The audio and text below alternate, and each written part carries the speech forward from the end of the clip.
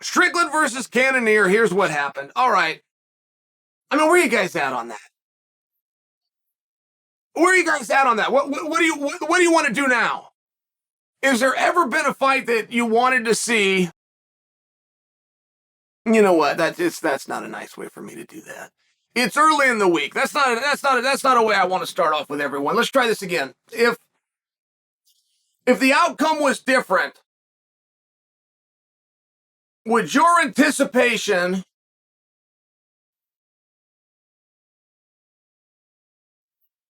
what do you want to do, guys? This was a main event. All right. Let's try it from this perspective. Do you disagree with the outcome? If you disagree with the outcome, it will be very easy for you to answer for me. What difference does it make? At which point you will tell me, well, it makes a big difference because what I'd like to see is I like to see this guy go over here. This was a build-up and a stepping stone because where do you want to go? What do you want to do? I mean, I'm just asking you. If Sean Strickland is no longer a main event, that's going to matter to me. I think he's a big deal. I think he's a really good fighter. But I think that he brings some other stuff, some other bells and whistles that are very attractive. I also think if you thought that Sean was going to go out and walk over Cannonier, I would ask you how you got to that conclusion. Just for the future, I tell you, be very careful. There's only a few things that we know in life, right? Like in a cage fight, anything can happen. You'll hear that expression all the time. But there are some commonalities that you want to look to just on a very human level. For example, what goes up must come down. No matter how great things are going, for sure, not a maybe, they're going to come down. How are you going to deal with it? I think that Strickland got put in a very precarious position in that he was knocked out in an undercard bout, and he returns from said knockout to a main event. That's a tough spot. Like, that's a lot for anybody to bite off. And just get in there the very next time after a knockout. You're going to have a lot of question marks that possibly the audience never sees, but you'll be wondering them yourself.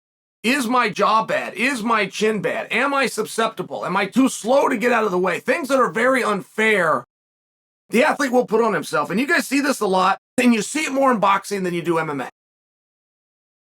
That when a guy's chin goes, it never comes back. That is an absolute belief amongst the commentators of boxing.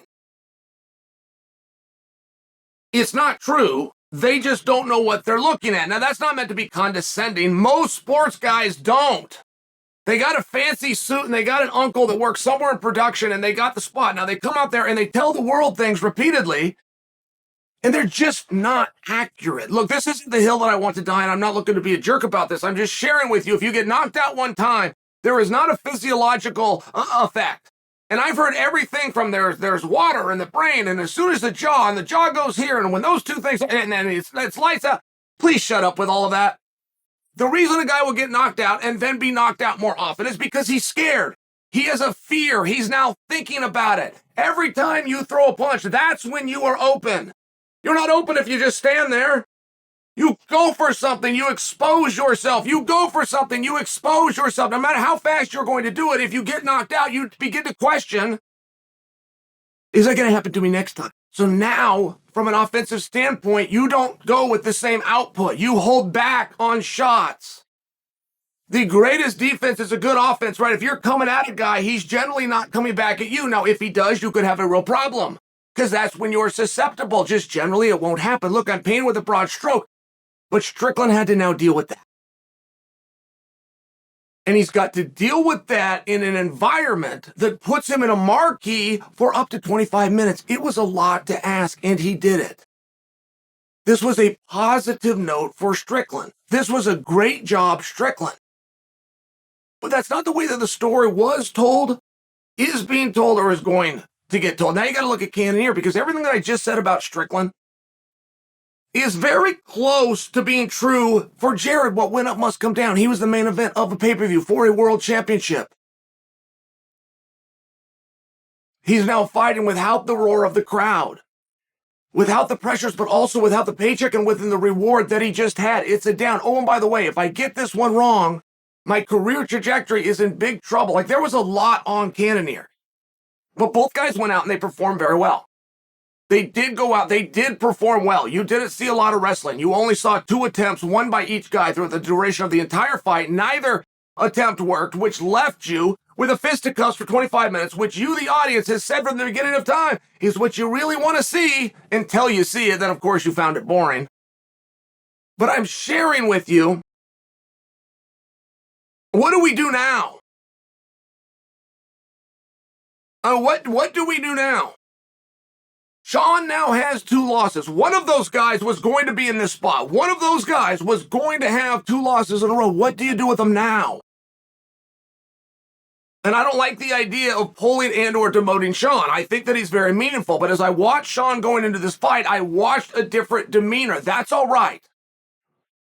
I'm sharing for you. I had a lookout.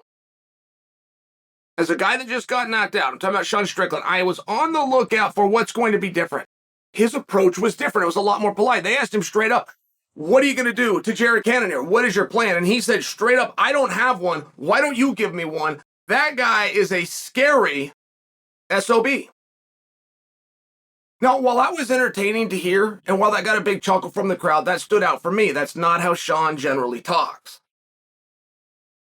And so I was curious. Is he truly observing his opponent as somebody who has weapons that he's going to have a hard time dealing with? So the fight goes, and I didn't know who won, but I thought Sean did. I must admit for you guys, I didn't know who won. As a matter of fact, I was on a text thread with somebody you guys would consider a fight expert. They also didn't know. And they even said that, well, that back and forth, they put Sean and they put Jared. And they said, okay, wait a second, my final answer, split decision, Jared. And anytime you can predict a split decision, it's very unlikely. And then it came in, split decision, Jared. Do you guys have a problem with that? Because I didn't. I didn't think that was a robbery. I thought Sean won. I wasn't sure. One judge had thought that Cannonier won 4 rounds. A different judge thought Sean had won 4 rounds. Yeah, they were close. I can actually see that. I know on paper that sounds vastly different and vastly far apart. On paper, it was one of those matches. It was a really close fight. I thought Sean did a great job with punches and bunches, and I thought Jared had some real heat that landed. I thought he had some damaging blows, so I don't have any kind of a problem with this fight, but where do you go from here, right? I mean, it's always the problem. What fight is it you're dying to see Cannonier in? What fight is it you want to see him in? What fight are you interested in him seeing in? And it's not your fault. Don't think I'm blaming you if you don't have an answer for that. That's 100% Team Cannonier's job to make sure that you're interested and that your main event victory on the worldwide leader of ESPN takes you somewhere else. And I'm just asking you, maybe he did. I'm asking you where that is. Where did he take you? I didn't see it if it happened. So I'm asking you. The other side was Sean. He finds a way to make things interesting. This is the 2nd loss in a row. Do we want to give him the standard punishment? Right, I mean, within the UFC, it doesn't matter how good you are. If you have 3 losses in a row, you're now eligible to be cut. Certainly, we don't think that Sean Strickland is 1 loss away from not even being in the organization, right? That's not what we think. So what do you do from here? Where do we go? And I also think it was a little bit of an eye-opening call when you did see such a disparity within the judging.